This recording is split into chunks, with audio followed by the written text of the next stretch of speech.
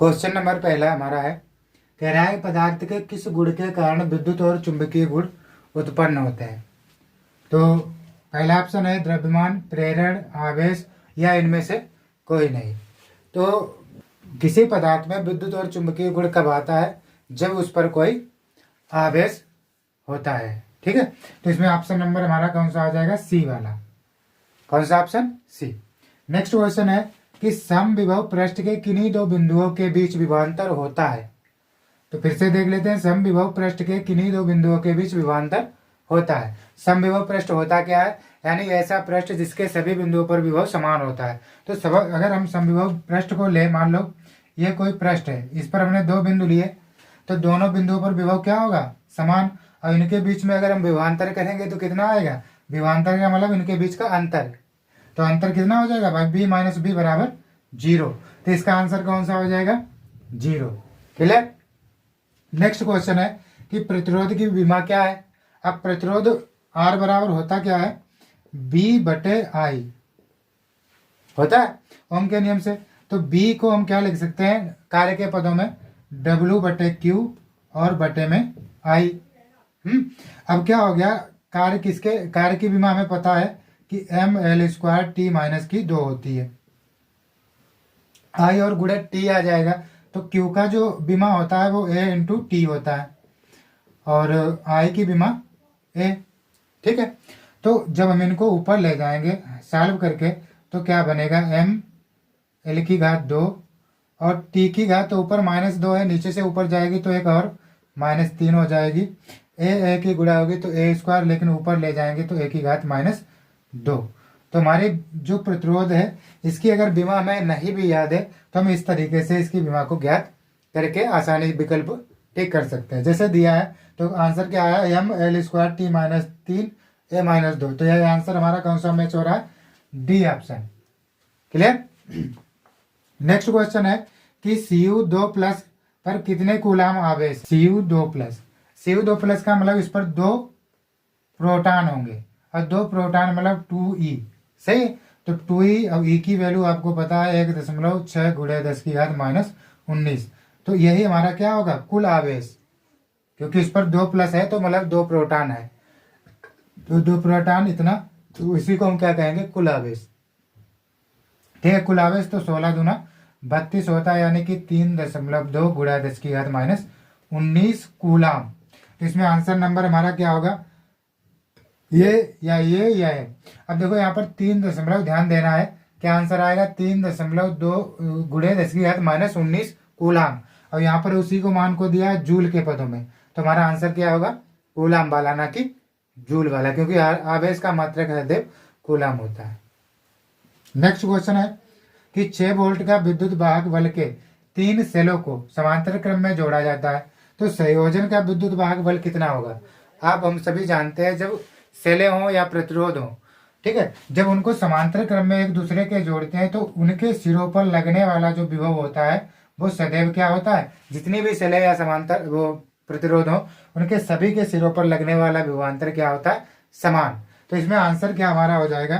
3 volt, 6 volt, 3 volt, 2 volt या 4 volt या फिर 6 वोल्ट। तो जब विभव समान रहता है तो कितने वोल्ट का एक सेल था? 6, तो 6 ही वोल्ट हमारा इसमें आंसर रहने वाला है। क्लियर। कह रहा है लेंज का नियम निम्न में से किसके संरक्षण को प्रदर्शित करता है? तो लेंज का नियम क्या होता है कि प्रेरित विद्युत वाहक बल अथवा प्रेरित धारा की दिशा सदैव ऐसी होती है कि ये उसी कारण का विरोध करते हैं जिससे स्वयं उत्पन्न होते हैं। तो अर्थात ये किसके संरक्षण को प्रकट करते हैं? आवेश, संवेग, चुंबकीय फ्लक्स या फिर ऊर्जा। तो हमारा आंसर क्या होगा? ऊर्जा का। ठीक है, तो लेंज का जो नियम है वो किसके संरक्षण को प्रकट करता है? ऊर्जा के संरक्षण।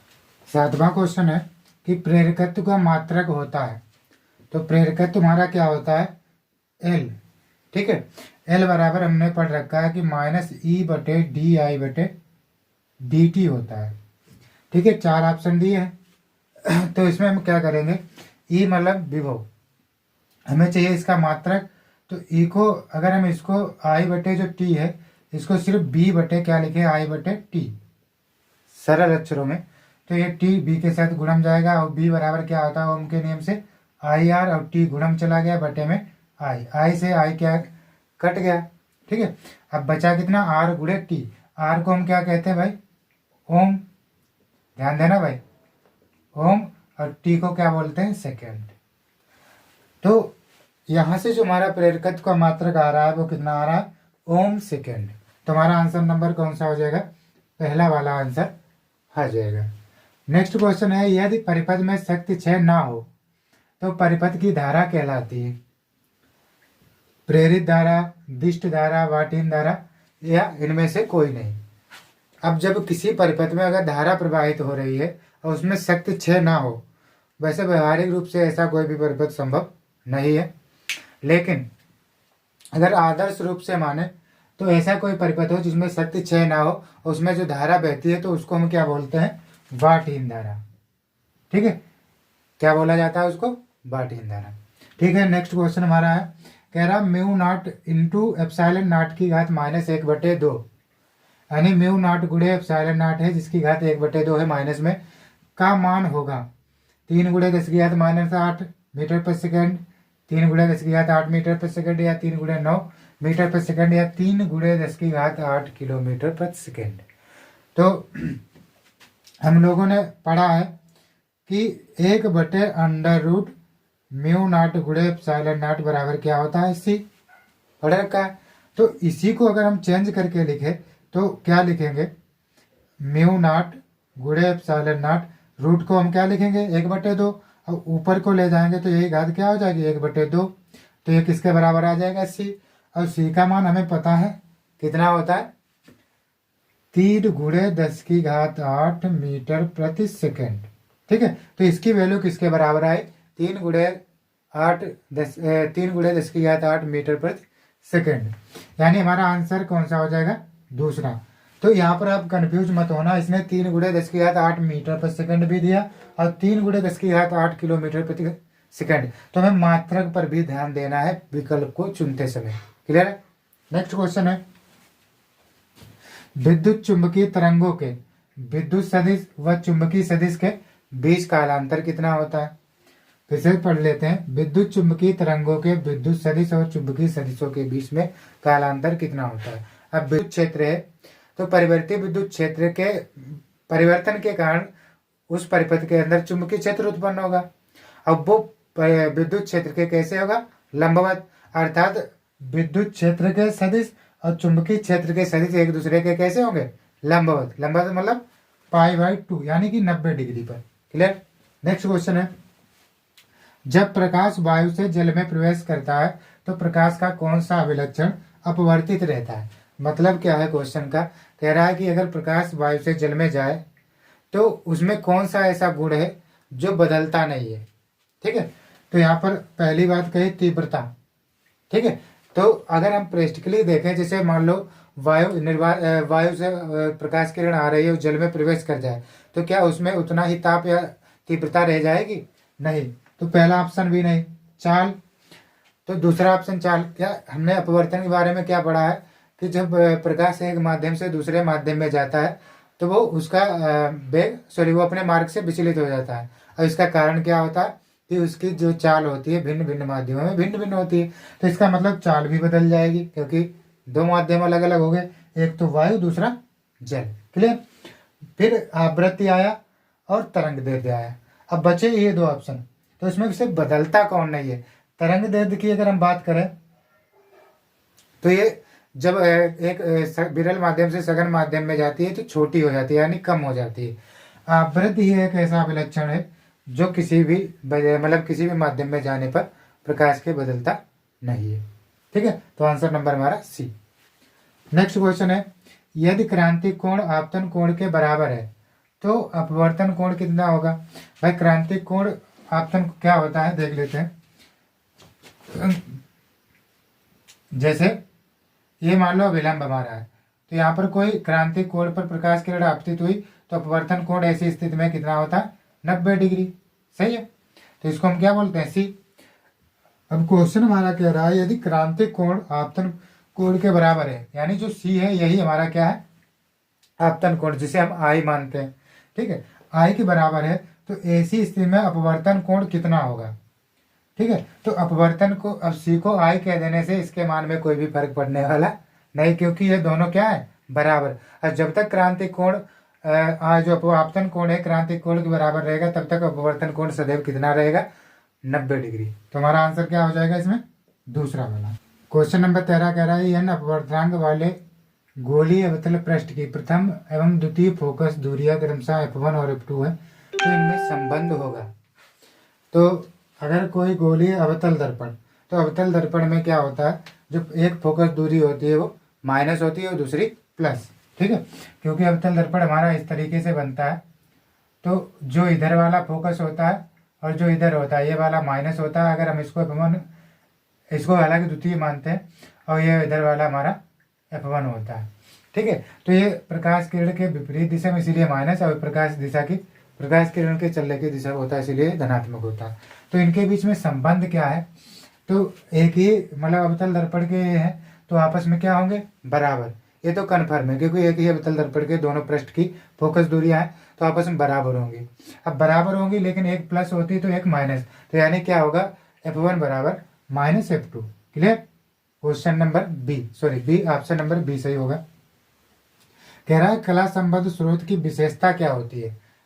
तो जो कला संबद्ध स्रोत होते हैं उनसे जो तरंगे निकलती हैं उनके बीच में जो कालांतर होता है वो समय के साथ निश्चित रहता है, यानी नियत रहता है। तो वहां पर क्या समान होना चाहिए, कालांतर, यानी इसका डी नंबर हमारा सही होगा। अगला क्वेश्चन है, एक इलेक्ट्रॉन जिस पर आवेश E और द्रव्यमान स्मॉल m है, एक समान विद्युत क्षेत्र E में, ठीक है, गतिमान है, तो इसका त्वरण कितना होगा। तो यहाँ से हम क्या करेंगे, इस पर अगर हम विद्युत बल की बात करेंगे तो कितना होगा, Q इंटू E। हम सभी लोग जानते हैं अगर न्यूटन का दूसरा नियम लगाए तो यही बल कितने बराबर होगा, m इंटू ए, जहाँ m उसका द्रव्यमान, a उसका क्या होगा, त्वरण। तो यहाँ से एक ही वैल्यू अगर हम निकाल ले भाई तो इधर E, अच्छा Q को क्या लिख सकते हैं, क्योंकि इलेक्ट्रॉन पर आवेश है तो क्या लिखेंगे E, तो E इंटू क्या हो जाएगा, कैपिटल E, और जो a बराबर निकालेंगे तो हम इसके कैसे जाएगा, अपान में, यानी कि बटे में। तो क्या आ जाएगा, a बराबर E बटा m। क्लियर। तो इसमें हमारा आंसर कौन सा हो जाएगा, बी वाला आंसर सही है। ठीक है, नेक्स्ट क्वेश्चन है कि एक समान चुंबकीय क्षेत्र में किसी आवेशित कण के वृत्तीय पथ की त्रिज्या अनुक्रमानुपाती होती है। तो जब कोई एक समान चुंबकीय क्षेत्र में कण गति करता है तो वहां पर जो त्रिज्या के लिए सूत्र आता है वो हमारा कितना आता है, आर बराबर mb बटा qb, हम लोगों ने पढ़ा है। ठीक है, तो r बराबर mb बटा qb, तो mb को हम क्या बोलते हैं भाई, द्रव्यमान गुणे वेग, तो इसको हम क्या बोल सकते हैं, p, और p को क्या कहा जाता है, संवेग। अर्थात जो त्रिज्या होती है किसी एक समान चुंबकीय क्षेत्र में अगर कोई कण गति कर रहा है वृत्ताकार मार्ग पर, तो उसमें जो त्रिज्या जो होती है उसके संवेग के कैसे होगी, अनुक्रमानुपाती। हमसे अनुक्रमानुपाती पूछा गया तो किसके अनुक्रमानुपाती होगी भाई, संवेग के। क्लियर। दी गई अभिक्रिया में x है, जैसे ये अभिक्रिया दी, नाइट्रोजन 7 से 14, न्यूट्रॉन 0 to 1, इधर बना है हमारा कार्बन 6 से 14, अब x क्वेश्चन मार्क है। अब जैसे अब यहाँ पर हमारा ये क्वेश्चन बड़ा सा फिर बहुत आसान होता है, उसमें फ्री के नंबर हमें आसानी से थोड़ा दिमाग लगाने पर मिल जाते हैं। जैसे यहाँ पर हम अगर देखें परमाणु क्रमांक दोनों के नीचे, तो 7 और 0 दोनों जोड़ लेंगे, और इधर जोड़ें तो यहाँ भी 7 ही होना चाहिए। तो यहाँ 6 है, 1 की कमी, तो हम यहाँ पर 1 लिख देंगे, तो क्योंकि 6 1 7, तो इधर भी 0 7 बराबर हो गया। क्लियर। ऊपर क्या करेंगे, 14 1 15, तो भाई यहाँ भी क्या है 14, तो यहाँ पर भी 1 हो जाए तो क्या हो जाएगा 15। क्लियर। तो अब x के ऊपर बन कब लिखा जाता है, जब कोई हाइड्रोजन हो उसी के लिए परमाणु क्रमांक और द्रव्यमान बन होता है। और परमाणु जब H को हम बन कहते हैं तो H का नाम क्या होता है, हाइड्रोजन अथवा प्रोटॉन। क्लियर। तो इसका विकल्प हमारा क्या होगा, प्रोटॉन, ना कि अल्फा कण, इलेक्ट्रॉन, न्यूट्रॉन, इनमें से कोई भी नहीं। क्लियर। अगला है E बराबर 100 काश ब्रैकेट के अंदर 6 गुणे 10 की घात 8 t plus 4x volt meter से निरूपित एक समतल चुंबकीय तरंग के संचरण के लिए माध्यम का अपवर्तनांक कितना होगा। तो यहाँ से हम क्या करेंगे, अपवर्तनांक बराबर हमें पता है कितना होता है, c बटे b, यानी निर्वात में प्रकाश की चाल, किसी माध्यम में प्रकाश की चाल। अब प्रॉब्लम क्या है कि बी का मान हमें पता नहीं, सी तो निश्चित होता है जो कि हमें पता होता है। तो यहाँ से हम क्या करेंगे, यहाँ से जो ये मान दिया है तो इसकी तुलना हम करेंगे ई बराबर E naught cos omega t plus k x से। ठीक है, तो ओमेगा के बराबर यहाँ से क्या निकलेगा 6 × 10⁸ और इसी प्रकार के बराबर यहाँ से क्या निकलेगा 4। अब हमारा सूत्र क्या होता है v बराबर ओमेगा बटे के। ठीक है, तो यहाँ से मान निकाल लेंगे भाई, रख दो मान। तो ओमेगा का मान है 6 × 10⁸। अब के की वैल्यू हमारी 4। ठीक है, तो हमें वेग का मान पता चल गया, तो यहाँ से हमें अपवर्तनांक चाहिए, तो यहाँ निकाल लेंगे यहाँ से। तो n बराबर सी का मान आपको पता होता है 3 × 10⁸ मीटर पर सेकंड होता है। और बी की वैल्यू यहाँ से हमने निकाली है 6/4 × 10⁸। तो 10⁸ 8 तो भाई कट गई, और 3 × 1 3 3 दूना 6, तो 2 × 1 2 2 दूना, तो 2 उलट कर कहाँ चले जाएंगे ऊपर। तो आंसर हमारा इसका क्या आएगा 2। तो इसमें विकल्प हमारा कौन सा हो जाएगा। 19वां क्वेश्चन हमारा कहता है कि प्रोटॉन का विराम द्रव्यमान कितना होता है, E/c² hc/λ या h/λ या 0। तो इसमें हमारा क्या होता है कि जो प्रोटॉन का विराम द्रव्यमान होता है वो कितना होता है 0। ठीक है, नेक्स्ट क्वेश्चन है हाइड्रोजन परमाणु की आयनन ऊर्जा कितनी होती है। तो हाइड्रोजन परमाणु के लिए हम आयनन ऊर्जा En बराबर -13.6/n² के रूप में पढ़ते हैं। अगर हाइड्रोजन की बात हो रही है तो n की वैल्यू कितनी होगी 1, तो यहाँ पर मान कितना रह जाएगा इतना। तो ये ऊर्जा हमारी क्या होगी आयनन ऊर्जा, लेकिन ये ऊर्जा हमें अपने तरफ से देनी पड़ेगी। तो इसमें ऑप्शन कौन सा होगा प्लस वाला 13.6 इलेक्ट्रॉन वोल्ट। ठीक है, अगला क्वेश्चन है कि नेत्र लेंस की प्रकृति कैसी होती है। भाई नेत्र लेंस जो होता है, ठीक है, किसी भी सख्त सूक्ष्मदर्शी या खगोलीय दूरदर्शी में, तो जो नेत्र लेंस होता है उसकी प्रकृति कैसी होती है उत्तल, ये तो पता ही है। अब उत्तल को हम कहते क्या है अभिसारी अपसारी अभिसारी अपसारी दोनों, या इनमें से कोई भी नहीं। तो उत्तल दर्पण को हम उत्तल लेंस को हमेशा क्या कहते हैं अभिसारी। ठीक है, क्या बोला जाता है अभिसारी। तो ये ऑप्शन हो गया। नाभिकीय बलों के लिए विनिमय कण क्या होता है, यानी जब नाभिकीय बल उत्पन्न होते हैं तो ये विनिमय के कारण होते हैं। कुछ कण जो होते हैं आपस में हमेशा इंटरचेंज होते रहते हैं। ठीक है, तो उनका विनिमय होता रहता है जिसके कारण नाभिकीय बल उत्पन्न होते हैं। तो वो किन कणों के कारण होते हैं ये क्वेश्चन है। तो नंबर 1 है प्रोटॉन, न्यूट्रॉन, पॉजिट्रॉन या मेसान। तो इसमें हमारा आंसर क्या हो जाएगा मेसान। ठीक है, तो जो मेसान होता है इसके इंटरचेंजिंग के कारण नाभिकीय बल उत्पन्न होते हैं। ठीक है, नेक्स्ट हमारा है पी टाइप अर्धचालक होता है धन आवेशित, ऋण आवेशित, उदासीन या धन आवेशित, ऋण आवेशित, इनमें से कोई भी। तो जो पी टाइप के अर्धचालक हों या हमारे एन टाइप के हों, ये हमेशा क्या होते हैं नॉर्मली उदासीन ही होते हैं। ठीक है, अगला है पोलोनियम 84,288 नाभिक में न्यूट्रॉनों की संख्या। आपको पता है न्यूट्रॉनों की संख्या कैसे निकाली जाती है कि द्रव्यमान संख्या में से परमाणु क्रमांक को घटा दीजिए। तो यानी 218 से अगर आप 84 घटा देंगे तो हमारा शेष बचेगा भाई 4, 21 में 8 गया तो 13। तो कितना आंसर आया न्यूट्रॉनों की संख्या 134। तो हमारा डी ऑप्शन क्या हो जाएगा सही होगा। क्वेश्चन नंबर 25 है कह रहा है कि लैम्डा तरंग दैर्ध्य वाला फोटॉन की ऊर्जा है। तो अगर लैम्डा तरंग दैर्ध्य का कोई फोटॉन है तो उसकी ऊर्जा कितनी होगी। तो हमें पता है कि E बराबर होता है एच मो।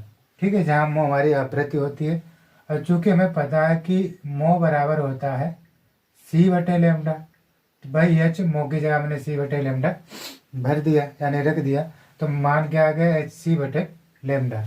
तो आवृत्ति वाली कितनी किसी लैम्डा तरंग दैर्ध्य के फोटॉन की ऊर्जा कितनी हो जाएगी hc/λ, यानी बी ऑप्शन क्लियर। अगला क्वेश्चन है वस्तु की अपेक्षा बड़ा आभासी प्रतिबिंब बनाने वाला दर्पण है। अब वस्तु से बड़ा आभासी प्रतिबिंब बनता है। अब देखो समतल दर्पण में क्या होता है वो तो समान बनाता है लेकिन आभासी होता है, ये बात सही है, लेकिन बराबर जितनी वस्तु ऊंचाई की होगी उतना ही ऊंचा प्रतिबिंब बनेगा। अवतल, अब देखो यहाँ पर दर्पण की बात हो रही है, तो अवतल दर्पण में जो प्रतिबिंब होता है बड़ा भी बनता है और हाँ ये अवतल ही है, ठीक है। इसमें ऑप्शन क्या होगा हमारा, अवतल, क्योंकि अवतल दर्पण में जब फोकस और ध्रुव के बीच में वस्तु को रखा जाता है तो सदैव बड़ा वस्तु से प्रतिबिंब प्राप्त होता है। उत्तल में हमेशा वस्तु से छोटा बनता है लेकिन आभासी होता है। तो इसमें कौन सा आंसर हो जाएगा, अवतल वाला, ठीक है। पी टाइप और चालक प्राप्त करने के लिए जर्मेनियम में थोड़ा सा अपद्रव्य मिलाया जाता है। अपद्रव्य की संयोजकता कितनी होनी चाहिए। अब देख लो, अगर पी टाइप का अर्धचालक हमें बनाना है तो अपद्रव्य जो अशुद्धि मिलानी है वो कितनी होनी चाहिए, त्रिसंयोजक। और जब एन टाइप का हम अर्धचालक बनाते हैं तो अशुद्धि कितनी, किस संयोजकता की होनी चाहिए, पंच संयोजी।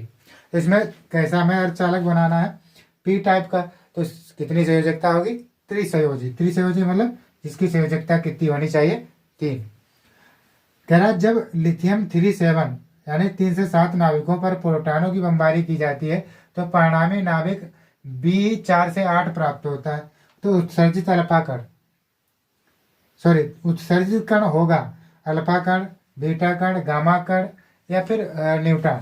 तो बात कर लेते हैं भाई, इसने क्या किया है, Li 3 7 से प्रोटॉन की बमबारी कराई। प्रोटॉन क्या होता है, हाइड्रोजन का एक परमाणु।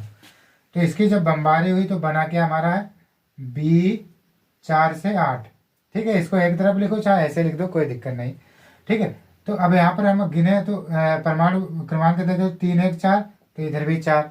तो यहाँ पर हम जो भी मान लें, एक्स मान लें, कोई चीज़ है बनने वाली, अब हमें पता तो नहीं। तो इसमें जब इधर परमाणु क्रमांक 4 है तो इधर 4 हो गया, तो इसका परमाणु क्रमांक क्या रहा होगा, 0, ठीक है। इसी प्रकार 7 1 8 और इधर भी 8 है तो इसका ये भी क्या रहा होगा, 0। तो अब हम ध्यान देंगे कि अल्फा कण में ये 0 0 होता है। अल्फा कण होता क्या है भाई, 2He4। तो यहाँ 0 0 तो नहीं है भाई, तो ये वाला ऑप्शन नहीं हो सकता। इसी प्रकार बीटा कण, बीटा कण क्या होता है, 1 2 0 माइनस में, तो ये भी नहीं होगा क्योंकि दोनों जगह 0 होना चाहिए। गामा कण, गामा कण पर कोई भी आवेश होता ही नहीं है, ठीक है। न्यूट्रॉन, न्यूट्रॉन को भी 0 1 ऐसे 0 या 1 लिखा जाता है। तो हमारा इसमें आंसर क्या हो जाएगा, जिसका 0 0 ऑप्शन होगा, गामा प्रोटॉन। क्लियर। नेक्स्ट है, एक एलसीआर परिपथ को प्रत्यावर्ती धारा स्रोत से जोड़ा जाता है तो अनुनाद की स्थिति में लगाए गए विभवांतर और प्रवाहित धारा में कालांतर कितना होगा। अब वैसे इसके लिए सूत्र होता है √r², एलसीआर परिपथ के लिए प्रतिबाधा का सूत्र r² ब्रैकेट में XL अंतर XC का स्क्वायर, ठीक है। लेकिन जब अनुनाद की कंडीशन होती है तो ऐसी अवस्था में XL जो होता है XC के बराबर हो जाता है। क्लियर। अब जब ये बराबर हो जाएगा तो यहाँ रख देंगे तो इसकी वैल्यू क्या हो गई, 0। अब 0 हो गई तो ये तो आप हमारा क्या हो गया, ठीक है, ये वाला पद जो है खत्म हो गया। तो बचा कितना, r² पर से वर्ग हटेगा तो रूट भी हट जाएगा तो बचेगा r। तो यानी कि जो जड़ है किसके बराबर हो गया, प्रतिरोध के। यानी कि परिपथ में केवल काम कौन करेगा, सिर्फ प्रतिरोध। और हमें पता है कि जब केवल परिपथ में प्रतिरोध जुड़ा होता है तो धारा और विभव समान कला में, ठीक है, चलते हैं। और जो समान कला में होते हैं अर्थात उनके बीच कालांतर क्या होगा, 0, ठीक। तो आंसर हमारा क्या हो जाएगा, 0, ठीक है। नेक्स्ट है, E बराबर 0 वाले विद्युत क्षेत्र में विद्युत विभव B का दूरी r के साथ परिवर्तन होगा। यानी B समानुपाती 1/r, B समानुपाती r या B व्युत्क्रमानुपाती 1/r², B बराबर नियतांक। तो इसको आपको दिखाते हैं कैसे मान आएगा। तो E बराबर उसने हमें दिया है 0, ठीक है। अब एक जगह में विभव प्रवणता पढ़ रखी है कि E बराबर होता है dV/dr। तो हमने इसके बराबर 0 दिया, उसके बराबर ये सूत्र होता है तो हमने अपने आप से ले लिया। तो भाई ये तो 0 में चला जाएगा तो dV बराबर क्या बच गया हमारे पास, 0। अब अगर इसका हम समाकलन कर दें दोनों ओर तो dV का 1 का dV के सापेक्ष समाकलन क्या होगा, b, ठीक है। और यहाँ पर 0 का समाकलन तो 0 ही होता है, लेकिन जब भी हम समाकलन करते हैं तो समाकलन के लिए कोई नियतांक लगाया जाता है। तो यहाँ पर क्या आएगा, कोई नियतांक। तो इसके अनुसार हमारा ऑप्शन कौन सा बन जाएगा, डी ऑप्शन।